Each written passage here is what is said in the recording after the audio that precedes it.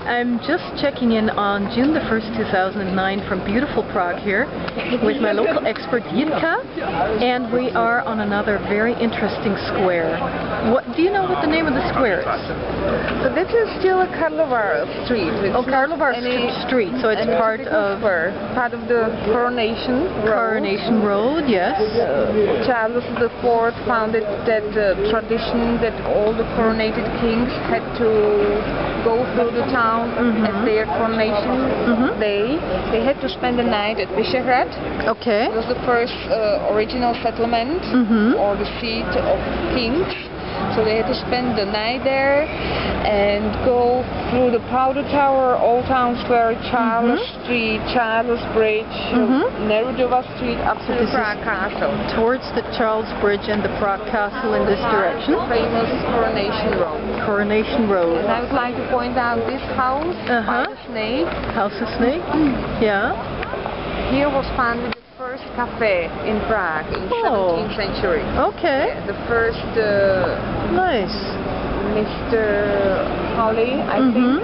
Okay. Started to cook coffee here, which was a really big news in the medieval history. Now you were saying we're walking down in this direction now, or? We will walk. I will figure it out. I think this direction is more exciting for us. Okay.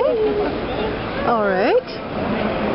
And it's still a cafe since Still 17th century. You can hear you have a table here. So it's already 18th century, 1714. 1714, yes. Now what does it say here? What does the name say? That it's a cafe restaurant by the Golden Snake. And the founder of this restaurant was Anno Domini. Okay.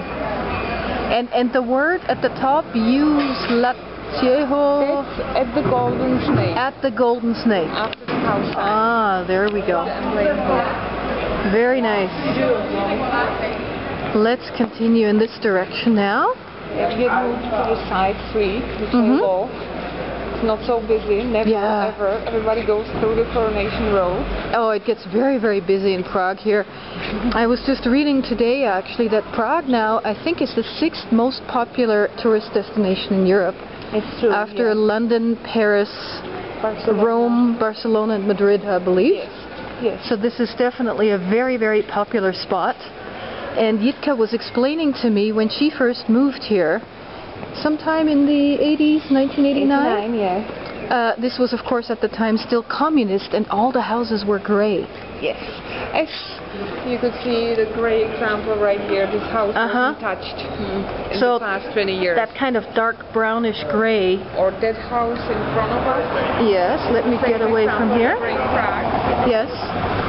So that's what Prague would have looked like in communist times. Everything was sort of dark and dingy and not really very nice looking. Now, what other things do you remember about the communist times here? Like generally in the Czech Republic, there were some positives on it. At the moment, all the tradition went behind the business. So everything is focusing on business now. On business. There's a really big rush, big pressure, and people cannot, the elder people especially, cannot get used to it. And the big confusement about priorities, what is important, and so the same with religion. Many new directions are attacking us. So I remember from communism time, on one hand, the big disadvantage was no freedom. Exactly. But on one hand, it was a quiet time. Now Prague is no longer quiet, that's for sure. It's very, very busy. It was quiet, and there were beer halls and the typical cafes, and it's been a little bit disappearing from the center of Prague. That's what I personally mind. Personally, I don't like McDonald's by the Charles Bridge. I think there was a nice beer hall before, and it is just finished and money gone. Okay. I think Prague would deserve more traditional places. That's where we go right now. So we're going to go to... Where are we going now, actually? We go to the pub U Medvídku.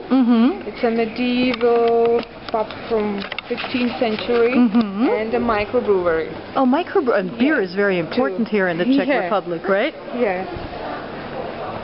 Now, what are the main brands of beer here? Pilsner Urquell, definitely number one. Okay, from the town of Pilsen. Yeah. Budweiser.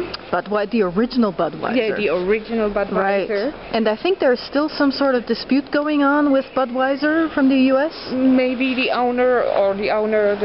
manager of U Medvídku will explain us. I'm sure he knows all the news. Okay. And then we have many small breweries and Starokamen as well. It's a Prague beer. And then many local brands. Local brands. As the beer is the most popular drink in the Czech Republic, there are many local breweries keeping their tradition, renewing themselves. Okay, very nice. Huge groups of people walking over there.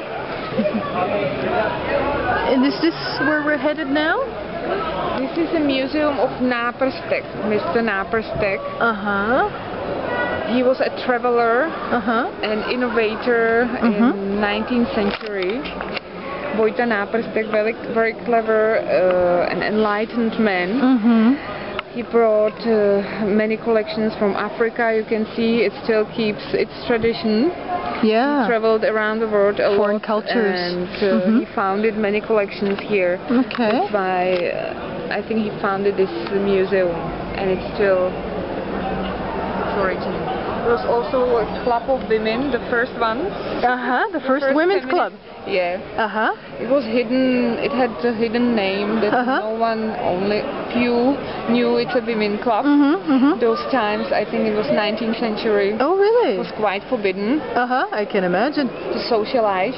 So part of the museum is devoted to women in 19th century too. That's cool. It's interesting to explore. Excellent. Thank you, Jitka.